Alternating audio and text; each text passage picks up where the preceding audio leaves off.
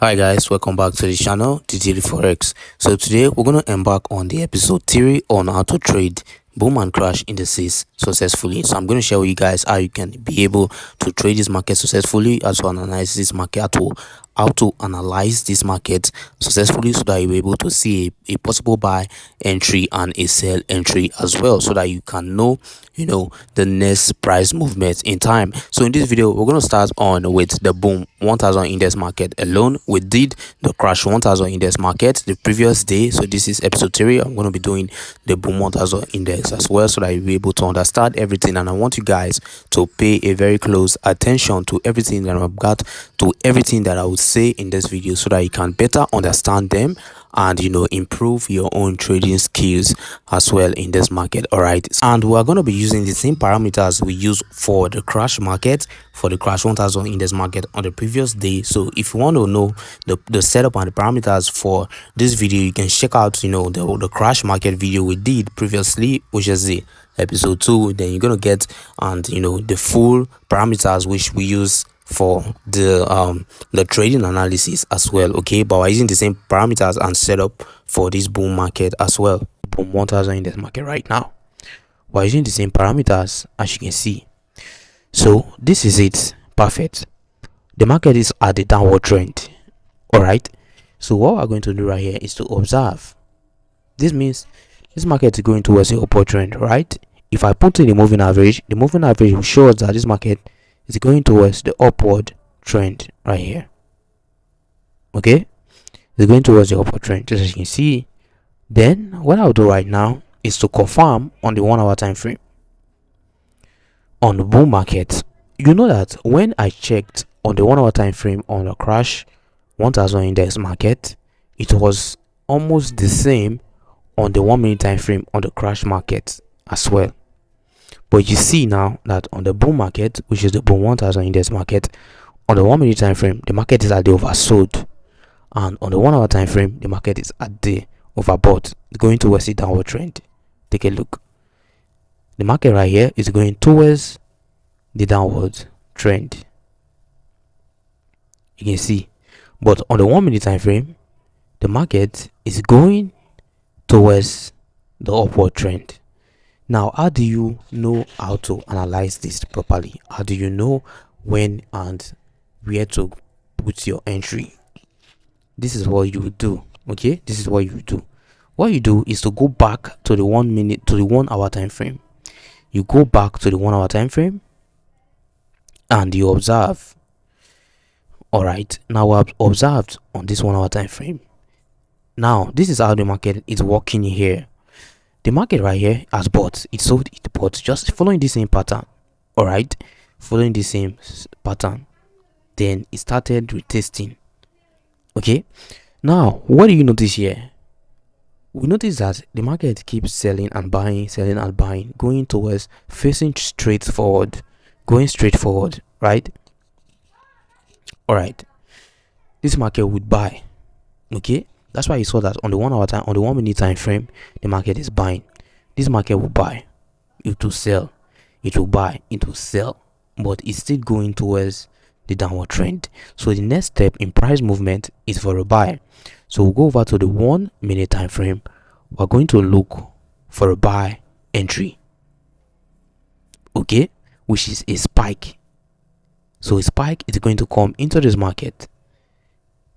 Okay, there's, as you can see right here, the volatility right here is a bit high. There's a big space. I like to call it space. The reason why I like calling it that, let me just say that if there's space, like if you are standing at the top of a roof and you picked up a stone and you throw it downwards, because there's nothing to block the stone, the force in which the stone will use to reach the ground which will be high, right? So this is how this works. Imagine it like this. This is the space, this is the roof. Okay, this is the roof. You are standing on top of the roof. Let's put it as the opposite direction. I want you to look at this boom 1000 as the opposite direction. Okay, I know that this is a downward trend and this is an upward trend, but because this is boom market, we want to do it like this, right? You are standing on the roof right here. You throw the stone. There's a very big space. There's nothing to block the stone. So there's a higher chance that the force that the spike will come into the market can be big like this. Okay, this spike that may come into the market might be big, might be longer, just like this one. It might be longer, it might even end here. It might come into the market and end here at this point. Perfect. Okay, you just witness it. You should, guys, come on, you witness it, right? Take a look. I told you when I went to the previous chart. Now let me make this clear. When I'm trading this market, I tend to talk a lot and explain things to you guys so that you guys can be able to understand. Okay, when I'm trading personally, I tend to put all my focus on the market because I know what I'm doing in that market. Okay, I tend to know what I'm doing in the market. So you see here right now that I explained to you, I told you guys that there was a spike coming and the spike might be bigger than this. It might be longer with the same size, right? And I also went to the 1 hour time frame and I showed you guys that even though the market is going towards a downward trend, the market will tend to buy again, and you saw what happened.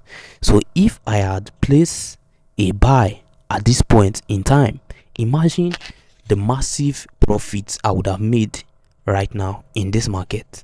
Imagine massively. That's going to be massive profits. Okay, that's going to be massive profit in this market. So you just witnessed what I said, that this market will buy and the spike came into the market. If you can count this right now, this is almost over 20 candlesticks. And we know that if you are using a lot size of 0.2, right? 0.2, I think that's about 0.5 lot size. If you are using a lot size of 0.5, no, if you are using the lowest lot size, which is about 0.2, if you place a buy for crash market, I think the profit is going to be, after one candle ticks, it's going to be about 10 cents. Now if you multiply 10 cents times 20, that's going to be massive. Okay, massive profit. Imagine you are using the lowest amount of lot size, right? You are using the lowest amount of lot size and you made this profit. Imagine you have made successfully, if you are getting 10 cents per each successful candle tick on the 1 minute time frame, that's about $2 profit. So imagine you are using a lot size of 5, a lot size of 1, a higher lot size. That's massive, because the higher the lot, the higher your profits, and also the higher the risk. Because if the market end up going the opposite direction, the loss is going to be very high. I hope you understand.